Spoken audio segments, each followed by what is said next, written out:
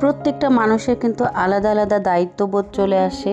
একটা বয়সের পর এই দায়িত্ববোধটা একদম মাথায় চেপে বসে, আমাদেরকে এই কাজগুলো করতেই হবে, এভাবেই আমাদের জীবনটা যাবে, এভাবেই আমাদেরকে সব কিছু ম্যানেজ করে চলতে হবে। এটা কিন্তু আমাদের মাথার মধ্যে কেউ ঢুকিয়ে দেওয়া লাগে না। সময়, পরিবেশ, পরিস্থিতি সব কিছু অটোমেটিক্যালিভাবে কিন্তু আমাদের এই মাথায় ঢুকিয়ে দেয়।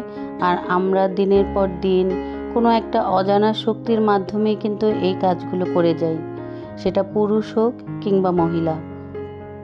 আর সংসার জীবন যদি বলতে হয় তাহলে তো সেই জিনিসটা আরও এক ধাপ এগিয়ে।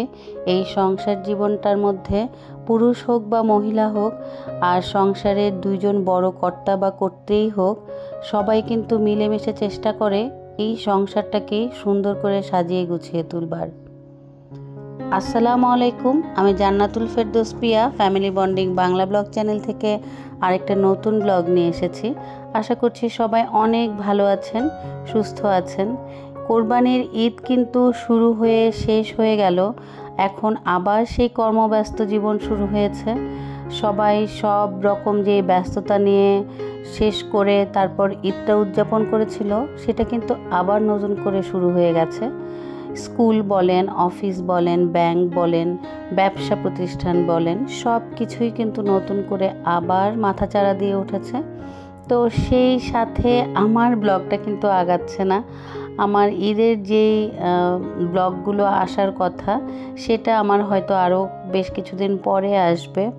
তো তারপরও আমার আপু ভাইয়ারা যারা ভালোবেসে আমার এই ব্লগটা দেখেন, তাদের জন্যই আমার এই ব্লগগুলো দেওয়া। আশা করি আপু ভাইয়াদের ভালো লাগবে। আর কেমন আছেন সবাই আমাকে অবশ্যই কমেন্ট করে জানাবেন।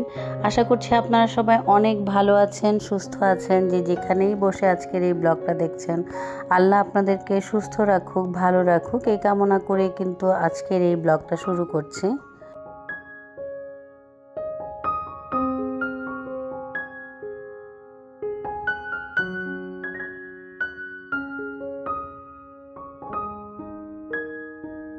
গত ব্লগটা তো আমি আপনাদের সাথে শেষ করেছিলাম যে আমার ডিপ ফ্রিজটাকে আমি কিভাবে ক্লিন করেছি, নর্মালের ডিপ যেটা আছে সেটা দেখানোর পর আজকে আমার নর্মাল ফ্রিজটাকে কিভাবে আমি ক্লিন করে নিলাম, তারপর সব কিছু রেখে দিচ্ছি, এগুলো আমি আপনাদের সাথে আজকে শেয়ার করলাম। আর ঈদের আগে আমি আপনাদেরকে তো গত ব্লগে বলেছিলামই যে আমি ফ্রিজগুলো খুব ভালো করে পরিষ্কার করে রাখি। তো সব কিছুই একটু ক্লিন করে রাখলে হয় কি, তারপর এই জিনিসগুলো আমার আর অগোছালো থাকে না। ঈদের সময় অনেক কিছু দেখা যায় ফ্রিজে রাখতে হয়, জায়গা বের করতে হয়। তো যার কারণে আমি সব কিছু একদম ক্লিন করে যেগুলো আমার দরকার সেগুলো রাখলাম, আর যেগুলো নতুন করে আমার অ্যাড করতে হবে সেগুলোকেও আমি একদম ঠিকঠাকভাবে রেখে দিচ্ছি। আর এই যে এখন আমি যেটা করছি সেটা হচ্ছে, আমি বেশ কিছু শসা নিয়ে এসেছিল, যেহেতু ঈদ, সেই জন্য সেই চিন্তা করে আগে শসা নিয়ে এসেছে। তো শসাগুলো যেন ভালো থাকে ঈদ পর্যন্ত বা ঈদের পর পর্যন্ত, সেই জন্য আমি কিন্তু প্রথমে শসাগুলোকে খুব ভালো করে ধুয়ে নিয়েছি। এরপর আমি একটা খোলা এরকম ট্রের মধ্যে কাপড় বিছিয়ে এই শসাগুলোকে একটু শুকিয়ে নিলাম আর কি। খুব ভালো করে মুছে যখন ফ্যানের বাতাসে এগুলো শুকিয়ে যাবে, তারপর আমি একদম সুন্দরভাবে এয়ারটাইট করে প্যাকেটে করে রেখে দিব। আর এভাবে শুকনো অবস্থায় শসা রাখলে কিন্তু সেটা অনেক ভালো থাকে। শুধু শসা না, যে কোনো সবজি কিন্তু এভাবে করে রেখে দিলে এই সবজিগুলো অনেক দিন পর্যন্ত রেখে খাওয়া যায় এবং ভালো থাকে। শসাগুলোকে আমি এইভাবে দুই ভাগে ভাগ করে রাখলাম যেন আমার নিতেও সুবিধা হয় এবং আমার শসাগুলো যেন অনেক দিন পর্যন্ত ভালো থাকে সেই জন্য। আর একইভাবে আমি গাজরগুলোকেও কিন্তু ধুয়ে পরিষ্কার করে তারপর ভালো করে মুছে পানি ঝরিয়ে শুকিয়ে নিয়েছি। আর সেই সাথে আমি শসার আর গাজরগুলোকেও কিন্তু খুব ভালো করে প্যাকেটে ভরে নিলাম। আর এখন এক এক করে বাকি যা যা আছে আমার পেঁপে, তারপর ফুলকপি, এগুলো সব কিছুই আমি এভাবে করে এই ড্রয়ারে রেখে দিব। আর এরকম করে রাখার কারণে কিন্তু এই সবজিগুলো প্রায় 10 থেকে 15 দিন পর্যন্ত খুব ভালো থাকবে। তো আমি ফুলকপিটাকেও যেভাবে রাখছি সেটাও আপনাদের সাথে একটু দেখিয়ে দিচ্ছি। আর এভাবে করে রাখলে ড্রয়ারেও জায়গা হয় বা ফ্রিজেও আমরা রেখে দিলে অনেক ভালো থাকবে, জায়গাটাও কিন্তু আমাদের বেঁচে যাবে।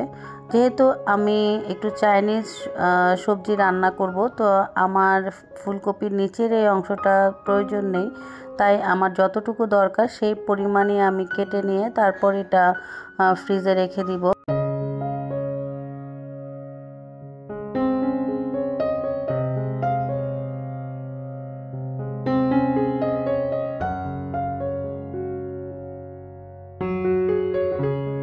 সেমভাবে আমি টমেটো, বাঁধাকপি, বাকি যেই জিনিসগুলো আছে সেগুলো কিন্তু আমি রেখে দিয়েছি।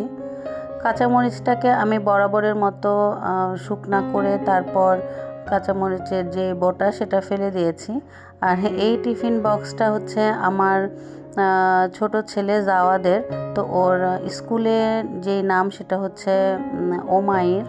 তো এটা ম্যাডামরা লিখে দিয়েছিল। এখন আপাতত টিফিন বক্সটা দরকার নেই, নতুন ক্লাসে উঠবে, আমি ওকে নতুন টিফিন বক্স কিনে দিব, তাই এটা এখন আমার ফ্রিজের মরিচ রাখার কাজেই ব্যবহার হচ্ছে। এই তো সব কিছু আমি একদম পরিষ্কার পরিচ্ছন্ন করে তারপর ফ্রিজটা গুছিয়ে নিয়েছি। আর এখন আমার কাছে সত্যি বলতে অনেক বেশি শান্তি লাগছে। এটা আপনাদেরকে বলে বোঝানো যাবে না। যারা আমার মতো এরকম কাজ করতে পছন্দ করেন, ঈদের আগে সব কিছু গুছিয়ে রাখতে পছন্দ করেন, তারাই বুঝতে পারবেন যে কী পরিমাণ শান্তি লাগে কোনো একটা কাজ শেষ হওয়ার পর। ফ্রিজের বাইরের অংশটা আমি খুব ভালো করে মুছে নিয়েছিলাম। তো এখন আমি চলে এসেছি বাজারে। এই ব্লগটা যেদিন আমি করেছি সেদিন ছিল শুক্রবার। তো আপনাদের ভাইয়া বাজার থেকে অনেক রকমের মাছ নিয়ে এসেছে। যেহেতু সামনে ঈদ, একদম মাছের একটা আকাল পড়ে বসবে, কারণ কোরবানির সময় কিন্তু মাছের দাম অনেক বেশি হয়। তো একবারেই ও বেশি করে মাছ নিয়ে এসেছিল। তো এই মাছগুলোকে এখন আমি খালাকে দিয়ে কাটিয়ে নিব আর একদম পরিষ্কার করে তারপর আমি ভাগে ভাগে ফ্রিজে রেখে দিব। বিভিন্ন ধরনের মাছই নিয়ে এসেছে এখানে, মাছের সাথে মুরগিও নিয়ে এসেছিল। মাছ আছে রূপচাঁদা মাছ, তারপরে হচ্ছে চিংড়ি মাছ, কালবাউস বা কালীবাউস মাছ, ছোট বাইলা মাছ, কাইক্কা মাছ, আর হচ্ছে পাবদা মাছ, এবং ওইটাকে ছোট ছোট যে মাছগুলো আছে সেটাকে বৈরাল মাছ বলে বা বৈয়াল মাছ বলে। তো এই তো এগুলোকে খালা খুব সুন্দর করে কেটে তারপর পরিষ্কার করে দিয়েছে, আমি ভাগে ভাগে রেখে দিলাম। আর এখন যেহেতু খাবার খেতে হবে দুপুরবেলা, আর যেহেতু শুক্রবার একটু স্পেশাল কোনো কিছু করলে ভালো লাগবে, তাই ভাবলাম রূপচাঁদা মাছটাকেই আজকে একটু অন্যভাবে রান্না করি। দুইটা বড় বড় রূপচাঁদা মাছ নিয়েছি, আর এখানে আমি আজকে রূপচাঁদার একটু গ্রিলের মতো করে করব। তো সেই জন্য আমি প্রথমে এখানে লেবুর রস দিয়ে নিয়েছি।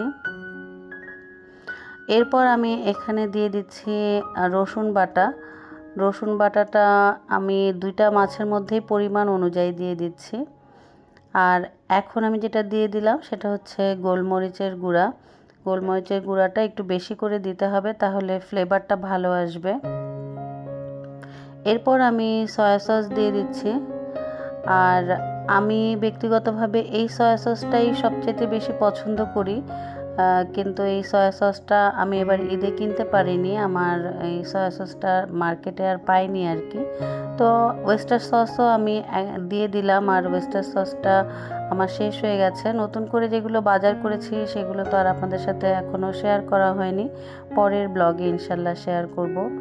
আর এর সাথে আমি দিয়ে দিয়েছি বারবিকিউ সস, আর এখন আমি দিয়ে দিলাম চিলি ফ্লেক্স। যেহেতু এখানে বিভিন্ন ধরনের সস ব্যবহার করা হচ্ছে সেজন্য লবণটা আমি একটু কম দিলাম, আর রূপচাঁদা মাছে কিন্তু একটু লবণ লবণই হয়। এরপর আমি মরিচের গুঁড়া দিয়ে দিলাম পরিমাণ মতো, আর দিয়ে দিচ্ছি ধনিয়ার গুঁড়া। আর এখন আমি এখানে চিলি সস ব্যবহার করব। চিলি সসটা কিন্তু এখানে খুব মজার একটা টেস্ট আনে। তো চিলি সস, টমেটো সস এগুলো সব দিলে এই মাছটা খেতে অসাধারণ হয়। এতক্ষণ যারা আমার এই ভিডিওটা দেখছেন তাদের সবাইকে অনেক অনেক ধন্যবাদ জানাচ্ছি। আর সেই সাথে আপনাদেরকে অনুরোধ করছি, যদি ভিডিওটা দেখতে দেখতে লাইক দিতে ভুলে যান তাহলে প্লিজ একটা লাইক দিয়ে দিবেন। আর যারা এতক্ষণ ধরে আমার এই ভিডিওটা দেখছেন, যদি কোথাও একটু ভালো লেগে থাকে তাহলে কিন্তু চাইলে বন্ধু এবং পরিবারের সাথে এই ভিডিওটা শেয়ারও করে দিতে পারেন। আর যারা আমার এই ভিডিওটা নতুন দেখছেন, যদি ভিডিওর কোনো অংশ ভালো লাগে তাহলে কিন্তু চাইলে আমার এই পরিবারের সদস্য হয়ে যেতে পারেন। এখন আমি একটু সরিষার তেল দিয়ে নিলাম শেষে। তারপর আমি এই মাছটাকে খুব ভালো করে একটু ম্যারিনেট করে নিচ্ছি। ম্যারিনেট করে আধা ঘন্টা কিন্তু এটা রেখে দিলে মাছের ভিতরে মশলাটা ঢুকবে এবং এই ম্যারিনেশনটা খুব ভালো হবে আর খেতেও খুব ভালো লাগবে। মজার ব্যাপার হচ্ছে যে আমি যখনই সব রেডি করে রান্না চুলায় চাপাবো ওই সময় দেখি একেবারেই গ্যাস নেই। আর আমার তো মাথায় বাড়ি, প্রায় 1টা বেজে গেছে। আমি কিভাবে রান্না বসাবো, কি করব, মাথায় আমার বুদ্ধি আসছিল না। তো হঠাৎ করে মনে হলো যে আমার ছোট একটা রাইস কুকার আছে, এটা দিয়ে আগে তরকারিগুলো রান্না করা সেরে নেই। তারপর আমি ভাত আর যেই মাছটা সেটা পরে বসাবো। কারণ হচ্ছে আমাদের গ্যাসটা চলে গেলে আসে হচ্ছে 2টার পরে। তো এগুলো রান্না করতে করতে সব কিছু ম্যানেজ করতে করতে দেখা যাবে ভাত আর মাছটা বসানোর জন্য গ্যাস চলে এসেছে। যত কিছুই হোক না কেন আমাদের কিন্তু রান্নাঘরের কাজ আছেই। রান্নাঘরেই আমাদেরকে সবচাইতে বেশি পরিমাণ সময় কাটাতে হয়। আর যেই ঘরের সদস্য আছে, প্রিয়জন আছে, আপনজন আছে, তাদের জন্যই কিন্তু আমাদের রান্নাটা করতে হয়। একা একা হলে কিন্তু দেখবেন যে আমরা যা তা দিয়ে একটা কিছু খেয়ে ফেললেই হলো, কিন্তু এই যে আমাদের পরিবারের সদস্য, পরিবারের যে মানুষগুলো আছে তাদের জন্যই কিন্তু আমাদের প্রতিদিনকার চেষ্টা থাকে যে মুখরোচক কোনো খাবার রান্না করা। আর শুক্রবার হলে তো কোনো কথাই নেই। এদিকে আমি বৈরাল মাছটাকে খুব ভালো করে ধুয়ে তারপর হাতে মেখে বসাচ্ছি। আর খুবই সামান্য মশলা, এখানে রসুন বাটা, লবণ, হলুদের গুঁড়া, মরিচের গুঁড়া আর হচ্ছে কাঁচামরিচ, এবং আমি দিয়ে দিয়েছি পেঁয়াজ একটু বেশি করে, আর সরিষার তেল দিয়েছি, সাথে টমেটো দিয়ে দিয়েছি। খুব ভালো করে হাতে মেখে তারপর সামান্য পানি দিয়ে ওই রাইস কুকারেই বসিয়ে দিচ্ছি। আর এই রাইস কুকার কিন্তু আসলেই অনেক কাজের।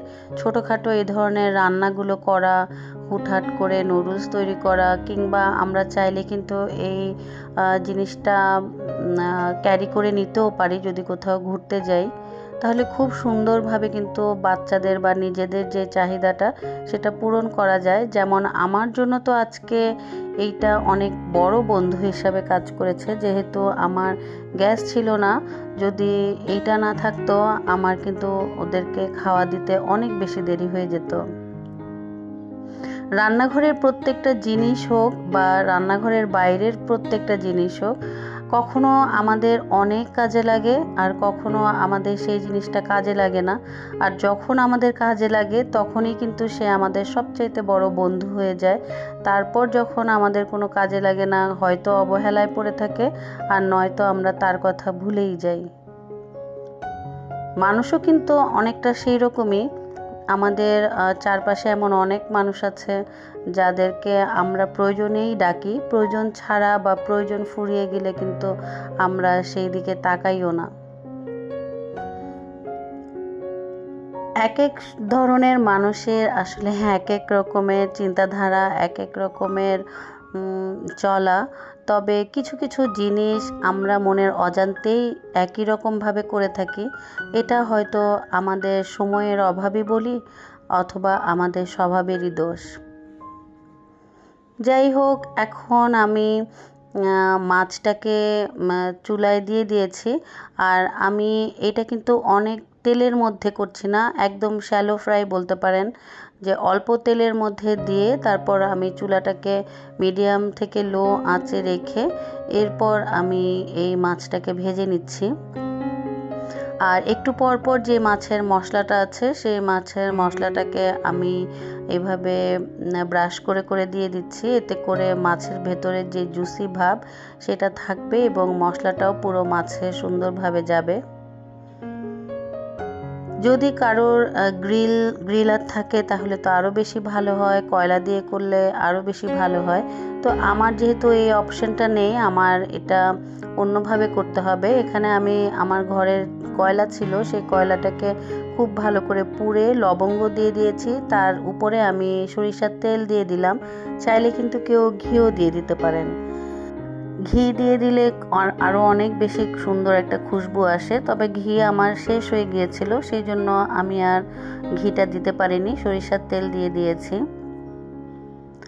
আর এই তো খাবারটা টেবিলে নিয়ে আসলাম, আর এই মাছটাকে ঢেকে রেখেছি একটু খুব ভালো করে ধোঁয়াটা বা স্মোক ভাবটা মাছের ভিতরে ঢুকে যাক, তারপর আমি একবারে খেতে বসবো। সবাই মিলে একসাথে টেবিলে খেতে বসেছি। আর সত্যি কথা বলতে রূপচাঁদা মাছটা কিন্তু অনেক বেশি মজা হয়েছে। তো কার কাছে কীরকম লেগেছে ভিডিওটা, বা আপনাদের কাছে এই ধরনের মাছটা কেমন লেগেছে আমাকে জানাবেন। আজকের মতো ভিডিওটা এখানেই শেষ করছি। আশা করি সবাই অনেক ভালো থাকবেন।